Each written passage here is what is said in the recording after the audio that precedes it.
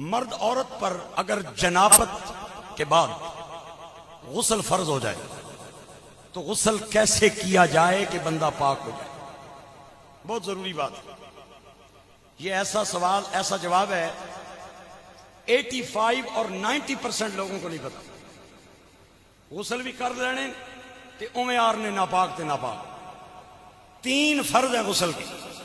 اگر کسی مرد پہ یا عورت پہ غسل جنابت واجب ہو جائے، 3 فرض جب تک پورے نہیں کرے گا وہ پاک نہیں ہو سکتا، چاہے 7 سمندروں سے غوطہ لگا کے باہر آ جائے۔ گل توجہ نال سن لو۔ پہلا فرض، اگر روزہ دار نہیں تو غرارہ کرے، کلی کے ساتھ غرارہ بھی کرے۔ اگر روزہ دار ہے تو غرارے کی معافی ہے، رخصت ہے۔ دوسرا فرض، ناک کی جو نرم ہڈی ہے یہاں تک پانی چڑھائے۔ تیسرا فرض، پورے جسم پہ یوں پانی بہائے کہ جسم کا ایک بال کی برابر حصہ بھی خشک، اونچی بولیں خشک نہ رہ جائے۔ تسی آکھو کہ مولوی صاحب یہ تے گلاں سا کہ پہلے ہی پتا سا، لیکن جڑی میں دسن لگا وہ نہیں سی نہ پتا۔ اونچی بولو سبحان اللہ۔ ہن جڑی میں دسن لگا نا وہ نہیں پتا تساں کی۔ عورتوں نے نیل پالش لگا رکھی ہوتی ہے، اگر وہ نیل پالش اتارے بغیر غسل کریں گی تو ان کا غسل نہیں ہوگا۔ انہوں نے کانوں میں بالیاں سجا رکھی ہوتی ہیں، اپنے ہاتھوں پہ بینگلز پہن رکھی ہوتی ہیں، اگر ان کو حرکت دے کے پانی نیچے تک نہیں پہنچائیں گی، بالی کو حرکت دے کے کان کے اندر والے حصے تک پانی نہیں پہنچائیں گی تو ان کا غسل نہیں ہوگا۔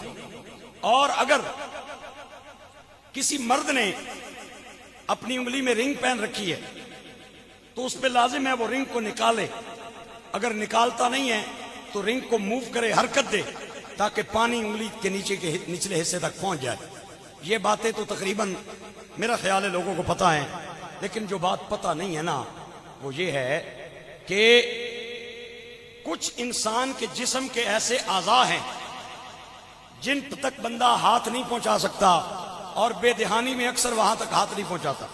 مثال کے طور پہ سارے بندے یہ انگلی رکھیں کان پہ، کان کا یہ جو درمیانی بالکل حصہ ہے، بالکل سنٹر والا حصہ، یہ ایسا حصہ ہے اگر آپ پانی بہا بھی لیں، بالٹیوں کی بالٹیاں بہا لیں، فوارے کے نیچے کھڑے ہو کے نہا لیں، یہاں پانی نہیں جائے گا جب تک آپ انگلی سے پانی نہیں پہنچائیں گے۔